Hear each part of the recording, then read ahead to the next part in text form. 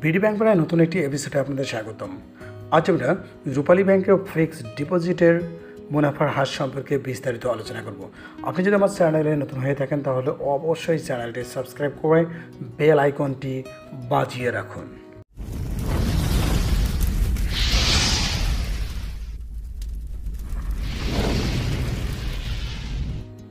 রূপালী bank fixed deposit বা FDR হচ্ছে যে কোনো পরিমাণ টাকা ব্যাংকে ফিক্সড বা স্থায়ীভাবে জমা রেখে মেয়াদ শেষে মুনাফাসহ আসল টাকা ফেরত পাওয়া।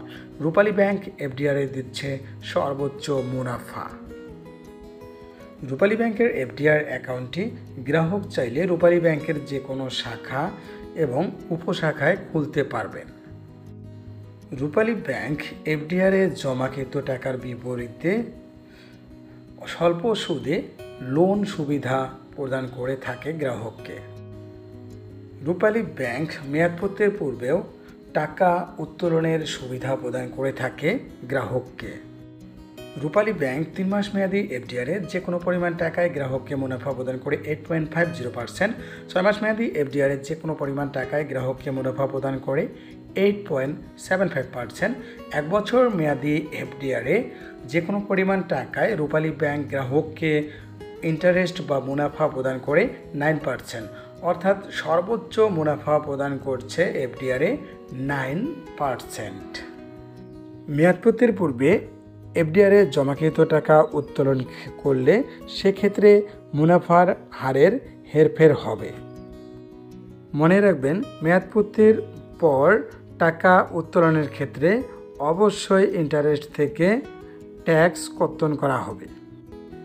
রূপালী ব্যাংক 1 বছরে 1 লক্ষ টাকায় ট্যাক্স কর্তনের পূর্বে গ্রাহককে মুনাফা প্রদান করে 9,000 টাকা।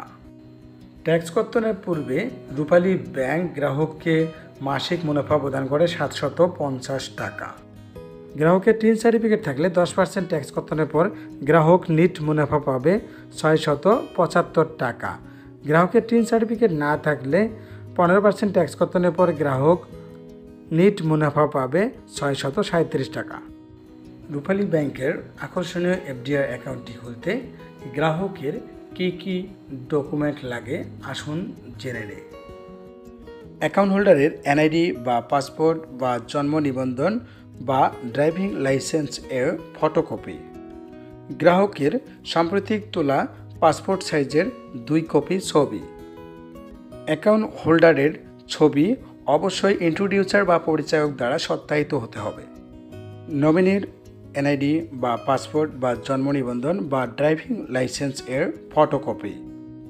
নমিনির 1 কপি সদ্য তোলা পাসপোর্ট সাইজের ছবি অবশ্যই তা অ্যাকাউন্ট হোল্ডার দ্বারা সত্যায়িত হতে হবে।